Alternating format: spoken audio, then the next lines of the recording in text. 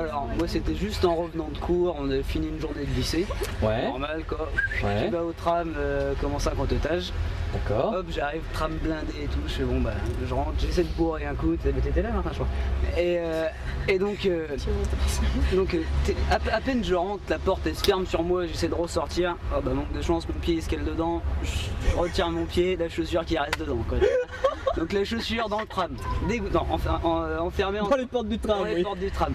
Sauf qu'il n'y a pas un pélo qui a bougé, ils m'ont regardé, tout le monde rigolait, tout le monde se foutait de ma gueule, bah oui. Ouais, personne s'est démerdé pour te résoudre ton problème quoi. Sauf que j'étais un pied, pieds nus quoi, un pied avec une chaussure. Le tram qui part, je fais putain, je suis comme un con. Hop, je commence à cavaler jusqu'à l'autre arrêt. Ah d'accord, ok. Continue, ça devient absolument passionnant là. Ah bah c'est presque fini. Vas-y, dis-moi. En fait, j'ai juste couru jusqu'à l'autre arrêt, puis bah voilà. T'as récupéré ta J'ai chaussure. récupéré ma chaussure, mais en courant comme un con, pieds nus, place du commerce. Toi tu fais partie de quelle association? Les nomades de Mauritanie. D'accord.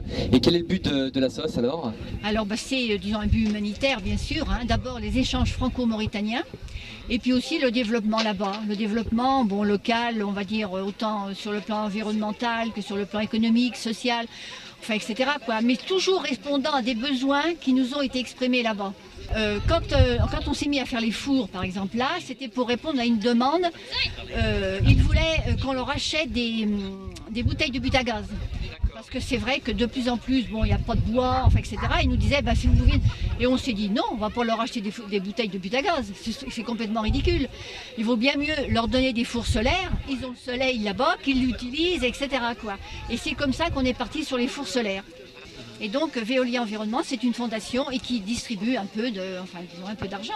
Et donc on a déposé un dossier et notre dossier a été retenu et on vient d'avoir 20 000 €. Waouh. Et donc 20 000 € qui vont être investis pour quel projet? Solaire. Les fours solaires, d'accord. On s'engage, alors je viens de signer le contrat. Hein. D'ailleurs la remise du chèque va avoir lieu mercredi prochain. Et je viens de signer un contrat, c'est pour 1000 fours solaires là-bas, à faire là-bas. Donc, il faut trousser ses manches et allons-y quoi. Hein. En fait, ce sont les populations locales qui vont réaliser le matériel. Alors, excellente question. Oui. On a donc créé là-bas un atelier de menuiserie. Oui. On a acheté une machine à bois et on a donc créé des emplois. Ah tiens. Oui, des menuisiers bien, et tout. bien. Et ce sont ces menuisiers-là qui vont faire les fours. D'accord. Voilà. Et avec cet argent, on va pouvoir quand même, si vous voulez, parce qu'un four, il y a un coût quand même dans un four. Hein. Il y a quand même les matériaux, il y a aussi la main-d'œuvre, il y a la location du local là-bas, il y a l'électricité, il y a notre machine que l'on a donnée, hein, il faut dire. Enfin, suivant contrat de location. Enfin, c'est comme si on l'avait donné. Et donc il y a un coût. Et c'est quelquefois les nomades là-bas n'ont pas les moyens d'acheter un four.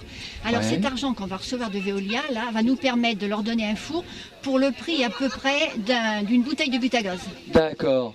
Et voilà. Ah, donc en fait, et c'est déjà démarré. Pour le prix de la bouteille qu'ils vont vider, ils auront un four qu'ils pourront garder. Qui pourra leur servir des années. On envoie des containers avec du mobilier scolaire, des livres scolaires, des choses comme ça. Parce qu'on trouve que l'éducation, c'est très très important.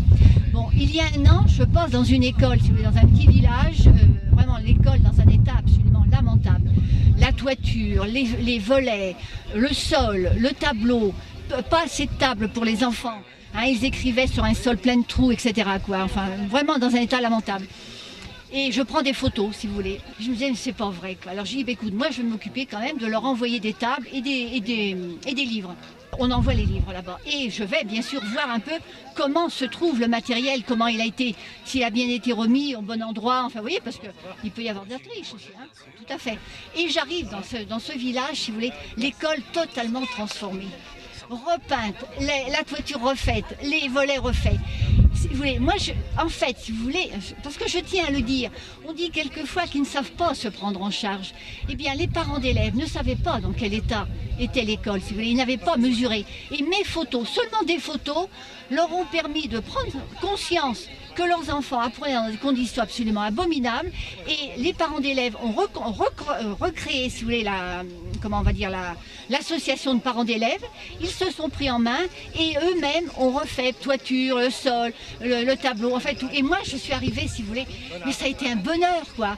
Vraiment, quoi. Quand j'ai revu cette école, mais ça a été un coup de cœur, parce que, si vous voulez, souvent on reproche qu'on donne tout et qu'eux, là-bas, attendent tout, si vous voulez. Et bien, en fin de compte, moi, là, j'ai la preuve qu'il y a des gens qui attendent bien sûr, qui espèrent qu'on leur apporte quelque chose, mais qui ont su prendre les choses aussi en main.